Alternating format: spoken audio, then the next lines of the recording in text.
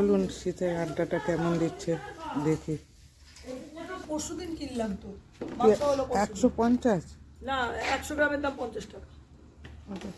মাঝখানে কিনেছিলাম 40 টাকা নিয়েছিল, আর এই এর দিন কিনলাম, শনিবার দিন কিনলাম 50 টাকা।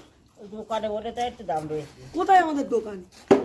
আমাদের তো দোকানে ওসব পাওয়া যায় না, আমাদের ভ্যানে সব। কি আমাদের করছো? দোকানে আলু পেঁয়াজ টিয়াজ পাওয়া যায় না। কি করছো? ওটা আমার তো। হ্যাঁ আমার। আলু পেঁয়াজ রসুন হ্যাঁ পাওয়া যাবে। আমার বাবা আর দিয়েছে। নতুন আলু 30 টাকা।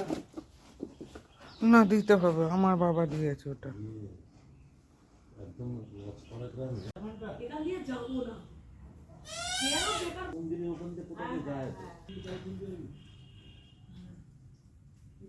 এদিকে গিয়ে চলে যাবে।